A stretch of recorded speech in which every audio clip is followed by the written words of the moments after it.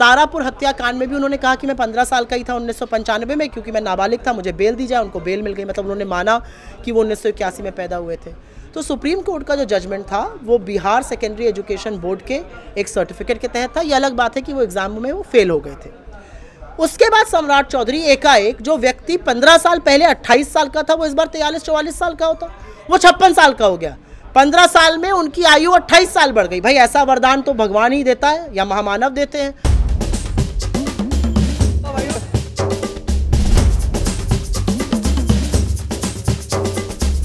आज कांग्रेस पार्टी ने एक बहुत बड़ा खुलासा किया है। जो बिहार के उप मुख्यमंत्री हैं सम्राट चौधरी, उनकी आयु को लेकर उन्होंने कोई खुलासा किया है। पहले तो एक उनकी डिग्रीज को लेकर एक जो है वो क्वेश्चंस पूछे जा रहे थे, सवाल पूछे जा रहे थे, अब उनकी आयु को लेकर भी। सम्राट चौधरी कोई छोटे मोटे व्यक्ति नहीं है। आज की तारीख में वो नरेंद्र मोदी और अमित शाह के सबसे बड़े चहेते हैं।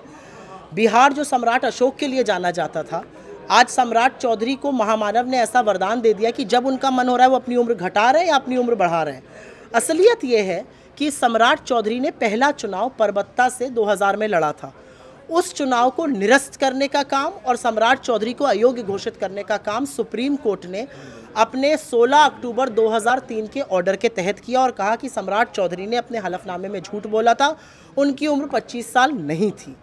ये कॉपी इलेक्शन कमीशन के पास भी गई थी और बिहार की असेंबली में भी गई थी, इसलिए उनको मंत्री पद वगैरह से इस्तीफा भी देना पड़ा था। कौन गया था supreme court? Supreme court election के बाद जो दूसरे कैंडिडेट थे वो पिटीशन लेकर गए थे।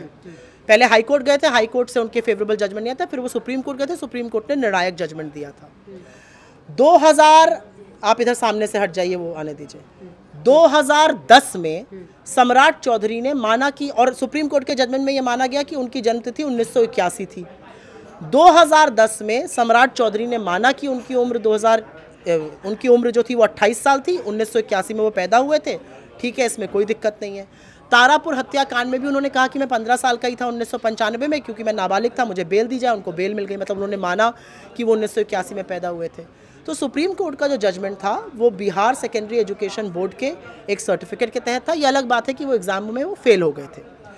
उसके बाद सम्राट चौधरी एकाएक, जो व्यक्ति 15 साल पहले 28 साल का था, वो इस बार 43-44 साल का होता, वो 56 साल का हो गया। 15 साल में उनकी आयु 28 साल बढ़ गई। भाई ऐसा वरदान तो भगवान ही देता है या महामानव देते हैं। तो अगर आपके इलेक्शन एफिडेविट पर आप झूठ बोल रहे हैं तो इलेक्शन कमीशन क्या कर रहा है? और ऐसे झूठे व्यक्ति को पर दांव नरेंद्र मोदी और अमित शाह इसलिए लगा रहे हैं क्योंकि उनकी ब्रांड ऑफ पॉलिटिक्स यही है, फर्जीवाड़ा, झूठ, ठगी करना, आंकड़ों के साथ खिलवाड़ करना, डेटा के साथ धोखाधड़ी करना, और इसीलिए वो लगा रहे हैं। लेकिन ऐसा व्यक्ति जो लगातार झूठ बोल रहा है हलफनामे पर अपनी आयु को लेकर, वो बिहार का क्या भला करेगा? और इस पर सुप्रीम कोर्ट कौन सी कुंभकर्ण की नीति सो रहा है? इस पर तो सुप्रीम कोर्ट को एक्शन लेना चाहिए, तुरंत इनके खिलाफ कार्रवाई होनी चाहिए। कल जब मैनिफेस्टो रिलीज हुआ था तब सवाल जो है मैंने बीजेपी के नेताओं से पूछे थे कि आपकी 26 सेकंड की प्रेस कॉन्फ्रेंस थी, तो उन्होंने काउंटर क्वेश्चन मुझे किया था कि आप लोग कांग्रेस से क्यों नहीं पूछते हैं कि उन्होंने सीएम कैंडिडेट को अनाउंस करने में इतना देरी किया। अरे बीजेपी का बहुत साधुवाद, उन्होंने नेहरू जी से सवाल नहीं पूछा। अभी की लीडरशिप से पूछ लिया। बीजेपी को तो जानते, उनको नेहरू जी से सवाल पूछना चाहिए था। लेकिन चलिए, 20 साल से सत्ता में आप हैं, सवाल आपसे होने चाहिए।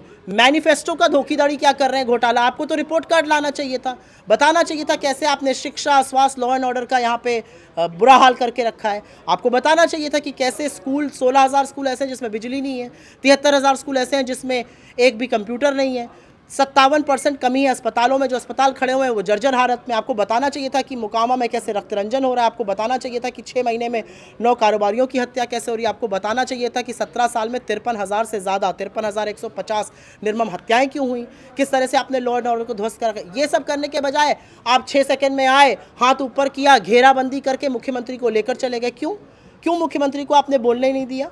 आज सवाल आपसे किया जाएगा प्रभु, सत्ता से 20 साल में आप बैठे हुए हैं, बजाय सवाल का जवाब देने के आप अभी भी सवाल पूछेंगे। लेकिन शुक्र इस बात का है कि नेहरू जी से नहीं, हम ही लोगों से पूछा जा रहा है। सुप्रिया, जो बीजेपी का ये भी मानना है और जो डेटा है वो भी ये बताता है कि विमेन जो है वो हमेशा नीतीश कुमार को ही सपोर्ट करती हैं, ऐसा इस बार भी लग रहा है। जीविका दीदी बेशक से ये आप लोग बोल रहे हैं, विपक्ष बोल रहा है कि डायरेक्टली उनको पैसा दिया जा रहा है, लेकिन विमेन जो है वो हमेशा ट्रस्ट नीतीश जी को ही करती है। विमेन लेकिन बहुत समझदार होती हैं।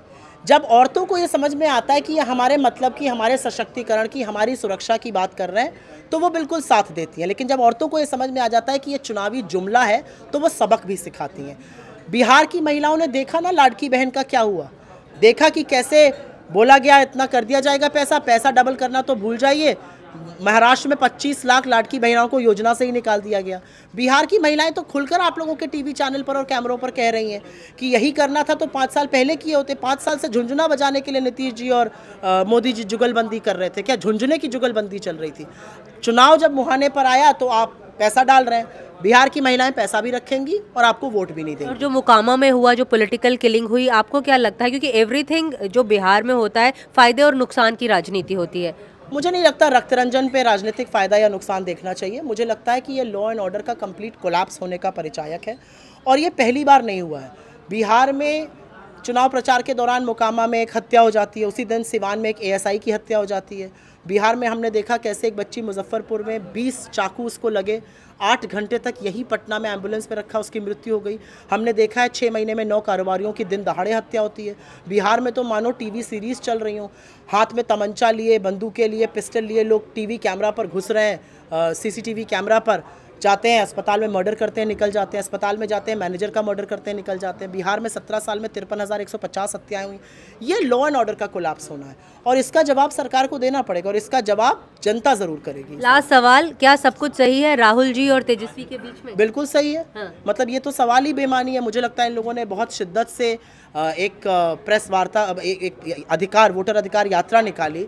हम लोगों ने तेजस्वी जी को अपना मुख्यमंत्री चेहरा घोषित किया। मुझे तो लगता है अगली बार आप बीजेपी के लोगों से मिलिए तो उनसे पूछिए उनके मुख्यमंत्री कौन है। भाई एक तरफ अमित शाह कहते हैं कि वो बड़ा आदमी बनाएंगे, बड़का आदमी बनाने का टाइम नहीं मिलेगा क्योंकि सरकार उनकी नहीं बनने वाली है। दूसरी तरफ वो कहते हैं कि एमएलए फैसला करेंगे। तो नीतीश जी को किस कोल्ड स्टोरेज में डालने जा रहे हैं ये लोग? क्यों ऐसा कहा जा रहा है? नीतीश जी के साथ क्या एकनाथ शिंदे करने का प्लान है? ये जेडीयू वाले कैमरे के अतर ज़रूर कह रहे हैं। धन्यवाद।